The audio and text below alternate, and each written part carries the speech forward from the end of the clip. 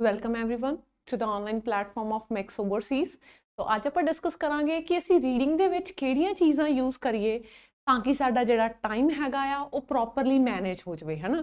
Academic ਵਾਲੇ ਬੱਚਿਆਂ ਦਾ ਤਾਂ ਪੱਕਾ ਮਸਲਾ ਹੁੰਦਾ ਕਿ ਮੈਮ 60 ਮਿੰਟ 'ਚ ਰੀਡਿੰਗ ਕੰਪਲੀਟ ਨਹੀਂ ਹੋ ਰਹੀ। ਸੋ ਕਿਹੜੀਆਂ ਚੀਜ਼ਾਂ ਨੇ ਜਿਹੜੀਆਂ ਦਾ ਤੁਸੀਂ ਧਿਆਨ ਰੱਖਣਾ ਆ for improving your overall reading score as well as time management. So let's start. So अपना अज का टॉपिक की है हाउ टू मैनेज टाइम, कि तुसी किस तरह जड़ा हैगा अपना टाइम मैनेज करना हैगा when it comes to your reading portion. ठीक है, सो सानू पता है कि साडे कोले टोटल 60 मिनट्स का टाइम हुंदा आ, जिहदे विच असीं किन्ने क्वेश्चन अटैम्प्ट कर रहे हुंदे आ 40 क्वेश्चनस। तुसी क्वेश्चनस नू फाइंड आउट भी करना है, आंसर्स भी लिखने हैगे in the 60 minutes only. So you will not be getting any extra time in your reading for writing your down your answers like listening module। सानू listening ਦੇ ਵਿੱਚ 10 ਮਿੰਟ ਐਕਸਟਰਾ allocate ਕੀਤੇ ਜਾਂਦੇ ਆ for writing our answers, but ਇਹ ਚੀਜ਼ ਜਿਹੜੀ ਹੈਗੀ ਆ ਆਪਣੇ ਕੋਲੇ ਰੀਡਿੰਗ ਦੇ ਵਿੱਚ ਨਹੀਂ ਹੁੰਦੀ। so 60 ਮਿੰਟ ਦੇ ਵਿੱਚ we are supposed to find answers as well as write answers। ਤਾਂ ਕਿਹੜੀ ਚੀਜ਼ ਹੈਗੀ ਆ ਜਿਹੜੇ ਆਪਾਂ ਯੂਜ਼ ਕਰ ਸਕਦੇ ਆ for managing our time effectively in a reading section, है ना। ਸੋ ਸਭ ਤੋਂ ਪਹਿਲਾਂ ਤਾਂ ਆਪਣੇ ਕੋਲੇ ਜਿਹੜੀ ਆਪਾਂ ਗੱਲ ਕਰਦੇ ਆ ਆਪਾਂ ਸਕਿਮਿੰਗ ਕਰਨੀ ਹੈਗੀ ਆ ਤੇ ਸਕੈਨਿੰਗ ਕਰਨੀ ਆ। ਦੇਖੋ ਜਦੋਂ ਵੀ ਤੁਸੀਂ ਆਪਣੀ ਰੀਡਿੰਗ ਕਰਦੇ ਹੋ ਨਾ, ਇੱਕ ਚੀਜ਼ ਨੋਟਿਸ ਕਰਿਓ ਕਿ ਹਮੇਸ਼ਾ ਮੋਸਟ ਆਫ ਦਾ ਟਾਈਮ ਜਿਹੜੀਆਂ ਟਾਈਮ ਵਾਲੀਆਂ ਰੀਡਿੰਗਸ ਹੁੰਦੀਆਂ ਜਿਨ੍ਹਾਂ 'ਚ ਟਾਈਮ ਦੀ ਗੱਲ ਕੀਤੀ ਹੁੰਦੀ ਆ, ਹਨਾ, ਉਹ ਪਾਸਟ ਤੋਂ ਸਟਾਰਟ ਹੁੰਦੀਆਂ, ਪ੍ਰੈਜ਼ੈਂਟ 'ਚ ਆਉਂਦੀਆਂ ਤੇ ਫਿਊਚਰ 'ਚ ਵੀ ਚੱਲ ਜਾਂਦੀਆਂ ਨੇ। ਸੋ ਅਗਰ ਤੁਹਾਡੇ ਕੁਐਸਚਨ ਜਿਹੜੇ ਹੈਗੇ ਆ ਫਿਊਚਰ ਦੇ ਨਾਲ ਓਰੀਐਂਟਡ ਨੇ, ਉਹਦੇ 'ਚ ਕੋਈ ਫਿਊਚਰ ਦੀ ਗੱਲ ਕੀਤੀ ਗਈ ਹੈ, ਸੋ ਇਹ ਚੀਜ਼ ਓਬਵੀਅਸ ਹੈਗੀ ਆ ਕਿ ਸਾਡੇ ਆਨਸਰਸ ਐਂਡ ਤੇ ਹੋਣਗੇ ਉਸ ਚੀਜ਼ ਦੇ ਰੈਲੇਵੈਂਟ। ਮੰਨ ਲਓ ਤੁਹਾਨੂੰ ਟਰੂ ਫਾਲਸ ਆਏ ਆ ਤੇ ਟਰੂ ਫਾਲਸ ਦੇ ਵਿੱਚ ਉਹਨਾਂ ਨੇ ਫਿਊਚਰ ਕੌਨਟੈਕਸਟ ਕੋਈ ਗੱਲਾਂ ਕੀਤੀਆਂ ਨੇ, ਦੈਟ ਮੀਨਸ ਉਹਨਾਂ ਦਾ ਆਨਸਰ ਕੀ ਮਿਲੂਗਾ, ਮੈਨੂੰ ਐਂਡ ਤੇ ਮਿਲੂਗਾ। ਸੈਕਿੰਡ ਥਿੰਗ, ਜਦੋਂ ਵੀ ਪੈਰਾਗ੍ਰਾਫ ਰੀਡ ਕਰਨਾ ਹੈ ਹਮੇਸ਼ਾ ਕੋਸ਼ਿਸ਼ ਕਰੋ ਕੀਵਰਡ ਫਾਈਂਡ ਆਊਟ ਕਰਨ ਦੀ। ਅਗਰ ਤੁਹਾਨੂੰ ਕੀਵਰਡ ਮਿਲ ਗਏ ਹੈਗੇ ਆ ਤਾਂ ਉਹਦੇ ਨਾਲ ਕੀ ਆ, ਸਾਡੀ ਰੀਡਿੰਗਸ ਦੇ ਆਨਸਰ ਸਾਨੂੰ ਲੱਭਣੇ ਜਿਹੜੇ ਹੈਗੇ ਆ ਆਸਾਨ ਹੋ ਜਾਂਦੇ ਆ। ਦੇਖੋ ਜਿੱਦਾਂ ਪਹਿਲੀ ਚੀਜ਼ ਜਿਹੜੀ ਆਪਾਂ ਕਰਨੀ ਆ, ਆਪਾਂ ਅਵੋਇਡ ਕਰਨਾ ਹੈ ਰੀਡਿੰਗਸ ਨੇਮਸ ਤੇ ਡੈਜ਼ਿਗਨੇਸ਼ਨਸ। ਕੋਈ ਬੰਦਾ ਆ ਫਲਾਨੀ ਯੂਨੀਵਰਸਿਟੀ 'ਚ ਕੰਮ ਕਰਨ ਦਿਆ ਜੀ, ਠੀਕ ਹੈ, ਤਾਂ ਉੱਥੇ ਕੀ ਉਹ ਯੂਨੀਵਰਸਿਟੀ ਦਾ ਬੜਾ ਫੈਂਸੀ ਜਿਹਾ ਨਾਮ ਦੇਣਾ, ਉਹਨਾਂ ਨੇ ਉਹਦੀ ਬੜੀ ਫੈਂਸੀ ਜਿਹੀ ਪੋਜੀਸ਼ਨ ਦੇਣੀ ਆ। ਆਪਾਂ ਉਹਨਾਂ ਚੀਜ਼ਾਂ ਨੂੰ ਰੀਡ ਨਹੀਂ ਕਰਨਾ। ਤੁਹਾਨੂੰ ਕੋਈ ਨਹੀਂ ਪੁੱਛਣ ਲੱਗਾ ਕਿ ਉਹ ਕਿਹੜੀ ਯੂਨੀਵਰਸਿਟੀ 'ਚ ਕੰਮ ਕਰਨ ਲੱਗਾ ਸੀਗਾ, ਠੀਕ ਹੈ। ਜਿੱਦਾਂ ਆਪਣੇ ਕੋਲੇ ਐਗਜ਼ਾਮਪਲ ਆਈ, ਉਹ ਕਹਿੰਦੇ ਕੋਈ ਨਿਕ ਨਾਮ ਦਾ ਪਰਸਨ ਆ। ਹੁਣ ਦੇਖੋ ਮੈਨੂੰ ਇੰਨਾ ਪਤਾ ਲੱਗ ਗਿਆ ਮੇਰਾ ਕੀਵਰਡ ਕੀ ਆ, ਨਿਕ ਹੈਗਾ, ਠੀਕ ਹੈ। ਉਸ ਤੋਂ ਅੱਗੇ ਜੋ ਟਰਮ ਦਿੱਤੀ ਹੈ ਮੈਂ ਕੁਛ ਨਹੀਂ ਪੜੂੰਗੀ, ਆ ਡਾਇਰੈਕਟਰ ਆਫ ਦਿਸ ਦਿਸ ਦਿਸ, ਕਿਹੜੀ ਆਰਗੇਨਾਈਜੇਸ਼ਨ ਦੇ ਵਿੱਚ ਹੈਗਾ, ਦਿਸ ਦਿਸ ਦਿਸ। ਹੁਣ ਸੇਸ ਤੋਂ ਬਾਅਦ ਕੋਈ ਚੀਜ਼ ਹੈ ਜਿਹੜੀ ਉਹ ਬੰਦੇ ਨੇ ਇੰਪੋਰਟੈਂਟ ਕਹੀ ਹੈ, ਜਿਹੜਾ ਉਹਦਾ ਕੋਈ ਓਪੀਨੀਅਨ ਆ, ਪਰਸਪੈਕਟਿਵ ਹੈ, ਜਿਹਦੇ ਨਾਲ ਰੈਲੇਵੈਂਟ ਮੇਰੇ ਕੋਲ ਕੁਐਸਚਨ ਹੋ ਸਕਦਾ ਨੇ। ਤਾਂ ਆ ਜਿਹੜਾ ਬੱਚਾ ਆ ਜਾਣਕਾਰੀ ਨੂੰ ਪੜ੍ਹਨ ਲੱਗੂਗਾ, ਹੀ ਔਰ ਸ਼ੀ ਇਜ਼ ਵੇਸਟਿੰਗ ਟਾਈਮ, ਠੀਕ ਹੈ। ਸੋ ਡੈਜ਼ਿਗਨੇਸ਼ਨ ਨੇ, ਯੂਨੀਵਰਸਿਟੀਆਂ ਦੇ ਨੇਮ ਹੈਗੇ ਆ, ਕਦੇ ਨਹੀਂ ਰੀਡ ਕਰਨੇ, ਵੇਸਟੇਜ ਆਫ ਟਾਈਮ ਹੈ। ਬਸ ਕੀ ਚੈੱਕ ਕਰਨਾ ਹੈਗਾ, ਕੱਲੇ ਦਾ ਕੱਲਾ ਤੁਹਾਡਾ ਕੀਵਰਡ, ਤੇ ਕੀਵਰਡ ਤੋਂ ਬਾਅਦ ਦੱਸੋ, ਸਿੱਧਾ ਜਾਓ ਉਹ ਸਟੇਟਮੈਂਟ ਤੋਂ ਜਿਹੜੀ ਉਹ ਪਰਟੀਕੂਲਰ ਪਰਸਨ ਨੇ ਤੁਹਾਨੂੰ ਦਿੱਤੀ ਆ। ਨੈਕਸਟ ਦੇਖੋ, ਹਮੇਸ਼ਾ ਆਪਣੀ ਰੀਡਿੰਗ ਦੇ ਵਿੱਚ ਇਹ ਗੱਲ ਫੋਕਸ ਤੇ ਰੱਖਣੀ ਆ ਰਾਜੇ, ਫਸਟ ਸੈਂਟੈਂਸ ਮਤਲਬ ਫਸਟ ਜਿੱਥੇ ਵੀ ਤੁਹਾਡੀ ਸੈਂਟੈਂਸ ਖਤਮ ਹੁੰਦਾ ਹੈ ਤੇ ਲਾਸਟ ਸੈਂਟੈਂਸ ਨੂੰ ਆਪਾਂ ਬਹੁਤ ਸਿੰਸੀਅਰਲੀ ਪੜ੍ਹਨਾ ਹੈ।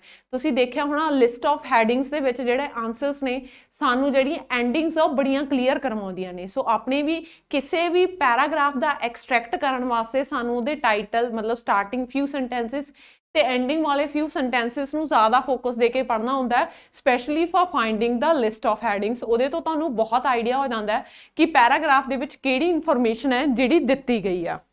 ਨੈਕਸਟ ਅਗਰ ਆਪਾਂ ਗੱਲ ਕਰੀਏ ਤਾਂ ਕੀਵਰਡਸ ਲੱਭਣ ਦੀ ਕੋਸ਼ਿਸ਼ ਕਰੋ। ਇਹ ਗੱਲ ਆਪਾਂ ਪਹਿਲਾਂ ਵੀ ਕਰ ਲਈ, ਜਿੱਦਾਂ ਆਪਾਂ ਨਿਕ ਦੀ ਗੱਲ ਕੀਤੀ ਸੀ, ਨਿਕ ਹੀ ਇੱਕ ਕੀਵਰਡ ਆ। ਆਪਾਂ ਨੇ ਕੀ ਕਰਨਾ ਹੈਗਾ, ਕੀਵਰਡਸ ਨੂੰ ਫਾਈਂਡ ਆਊਟ ਕਰਨ ਦੀ ਕੋਸ਼ਿਸ਼ ਕਰਨੀ ਹੈ ਤੇ ਉਹਨਾਂ ਕੀਵਰਡਸ ਦੇ ਬੇਸਿਸ ਦੇ ਉੱਤੇ ਆਪਣੀ ਲੋਕੇਸ਼ਨ ਫਾਈਂਡ ਆਊਟ ਕਰਨੀ ਹੈ ਇਨ ਯੋਰ ਪੈਸੇਜ, ਠੀਕ ਹੈ।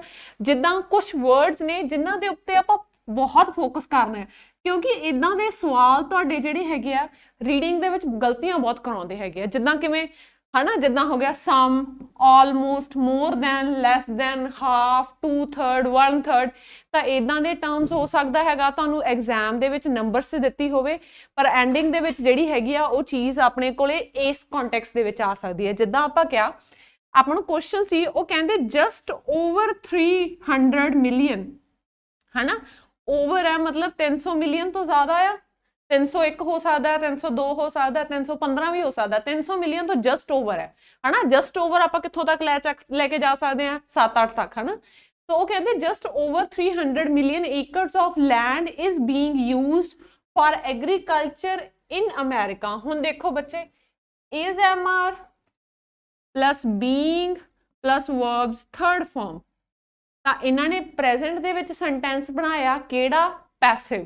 ਤਾਂ ਉਹ ਕਹਿੰਦੇ 300 ਮਿਲੀਅਨ ਤੋਂ ਜ਼ਿਆਦਾ ਜ਼ਮੀਨ ਅਮਰੀਕਾ ਦੇ ਵਿੱਚ ਐਗਰੀਕਲਚਰ ਵਾਸਤੇ ਯੂਜ਼ ਕੀਤੀ ਜਾ ਰਹੀ ਹੈ ਕਦੋਂ, ਪ੍ਰੈਜ਼ੈਂਟ ਦੇ ਵਿੱਚ ਜਾ ਰਹੀ ਹੈ।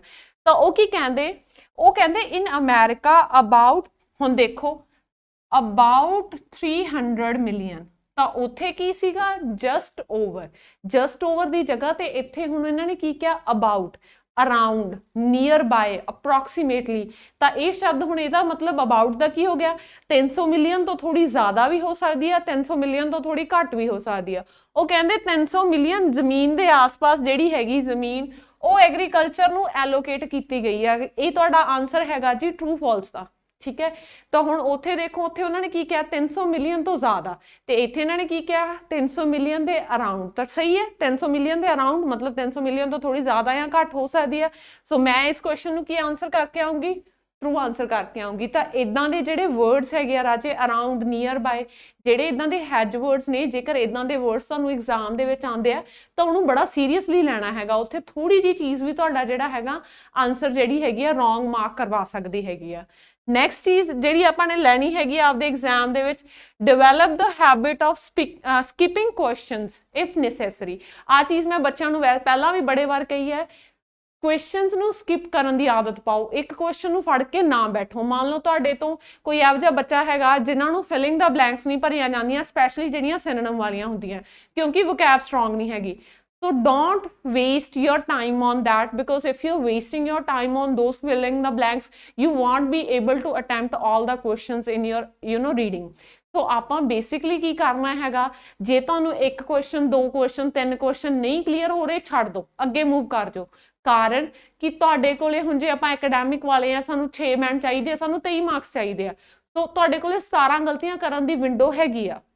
ਤਾਂ 2 ਜਾਂ 3 ਕੁਐਸਚਨ ਅਗਰ ਮੈਂ ਨਹੀਂ ਵੀ ਐਗਜ਼ਾਮ 'ਚ ਅਟੈਂਪਟ ਕਰਕੇ ਆਉਂਗੀ ਤਾਂ ਉਹਦਾ ਕੋਈ ਇਸ਼ੂ ਨਹੀਂ ਆ। ਔਰ ਵੈਸੇ ਵੀ ਅਗਰ ਤੁਸੀਂ ਇੱਕ ਵਾਰ ਕਿਸੇ ਚੀਜ਼ ਸਟਕ ਹੋ ਗਏ ਹਨਾ, ਉਹ ਪੈਰਾ ਛੱਡ ਦਿਓ, ਅਗਲੇ ਤੇ ਮੂਵ ਕਰ ਜਾਓ, ਤਾਂ ਕਿ ਤੁਹਾਡਾ ਦਿਮਾਗ ਜਦੋਂ ਥੋੜਾ ਜਿਹਾ ਸ਼ਾਂਤ ਹੋਊਗਾ ਤੁਸੀਂ ਵਾਪਸ ਉਸ ਚੀਜ਼ ਤੇ ਬੈਕ ਆ ਸਕੋ ਹਨਾ। ਜਿੱਦਾਂ ਮੇਰੇ ਫਾਈਨਲ ਐਗਜ਼ਾਮ 'ਚ ਵੀ ਇਦਾਂ ਹੀ ਹੋਇਆ ਸੀ, ਮੈਂ ਸੈਕਿੰਡ ਪੈਰਾਗ੍ਰਾਫ ਸੋਲਵ ਕਰ ਰਹੀ ਸੀ and I was not able to find a head or tail of that. ਮੈਨੂੰ ਬਿਲਕੁਲ ਸਮਝ ਨਹੀਂ ਲੱਗਣ ਦਿਆ ਸੀ ਕਿ ਕੀ ਹੋ ਰਿਹਾ। ਸੋ ਵਟ ਆਈ ਡਿਡ, ਮੈਂ ਉਹਨੂੰ ਛੱਡਿਆ, ਮੈਂ ਨੈਕਸਟ ਪੈਰਾਗ੍ਰਾਫ ਤੇ ਮੂਵ ਕਰ ਗਈ। ਦੈਟ ਵਾਸ ਕੁਆਇਟ ਈਜ਼ੀ ਹਨਾ। ਤਾਂ ਹੋ ਸਕਦਾ ਤੁਹਾਡਾ BP2 ਔਖਾ ਆ ਜਾਵੇ, BP3 ਸੌਖਾ ਆ ਜਾਵੇ। ਤਾਂ ਅਗਰ ਮੈਂ ਸਟਕ ਹੋ ਗਈ ਹਾਂ, so what I will do, I will skip it and I will move to the next section, ਤਾਂ ਕਿ ਪਹਿਲਾਂ ਮੈਂ ਅਟੈਂਪਟ ਕਰ ਲਵਾਂ ਕੁਐਸਚਨ ਜਿੰਨੇ ਜ਼ਿਆਦਾ ਹੋ ਸਕਦੇ ਆ, ਤੇ ਜਿਹੜਾ ਮੇਰਾ ਡਾਊਟ ਵਾਲੀ ਚੀਜ਼ ਆ ਉਹਨੂੰ ਮੈਂ ਐਂਡ ਤੇ ਲੈ ਜਾਵਾਂ, ਠੀਕ ਹੈ। ਤਾਂ ਉਸ ਚੀਜ਼ ਤੇ ਟਾਈਮ ਵੇਸਟ ਨਹੀਂ ਕਰਨਾ ਹੈਗਾ, just move to the next part. ਅਗਰ ਤੁਹਾਨੂੰ ਲੱਗਦਾ, ਜੇ ਤੁਹਾਨੂੰ ਲੱਗਦਾ ਵੀ ਮੇਰੀਆਂ ਹੈਡਿੰਗਸ ਵੀਕ ਨੇ ਤੇ ਪਹਿਲਾ ਪੈਰਾ ਹੀ ਤੁਹਾਡਾ ਹੈਡਿੰਗਸ ਵਾਲਾ, ਦੂਜੇ ਤੋਂ ਸਟਾਰਟ ਕਰ ਲਓ ਆਪਣਾ ਰੀਡਿੰਗ, ਠੀਕ ਹੈ। ਤਾਂ ਇੱਕ ਵਾਰ ਕੀ ਹੈਗਾ ਕਿ ਤੁਹਾਡਾ ਸੌਖਾ ਸੈਕਸ਼ਨ ਪਹਿਲਾਂ ਕੰਪਲੀਟ ਹੋ ਜਾਊਗਾ, ਤੁਹਾਡੇ ਅੰਦਰ ਕੌਨਫੀਡੈਂਸ ਆ ਜਾਊਗਾ ਕਿ ਹਾਂ ਮੇਰੇ ਤੋਂ ਹੋ ਜਾਣਾ ਹੈ, and then we can move to the first one, ਠੀਕ ਹੈ।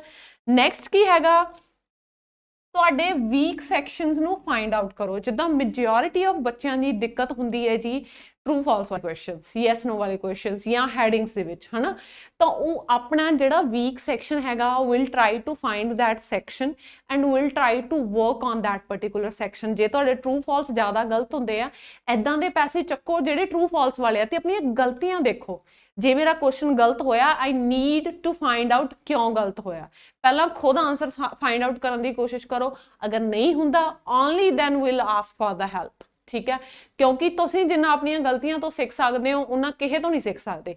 ਸੋ first of all will try to find our mistakes, ਉਹਨਾਂ ਨੂੰ ਸਹੀ ਕਰਨ ਦੀ ਕੋਸ਼ਿਸ਼ ਕਰਾਂਗੇ, and then what we will do, we'll try keep on practicing of that particular section। ਤਾਂ ਜਿਹੜਾ ਵੀ section weak ਹੈ, figure out ਕਿਹੜਾ ਆ ਤੇ then work on that, and most importantly stay positive।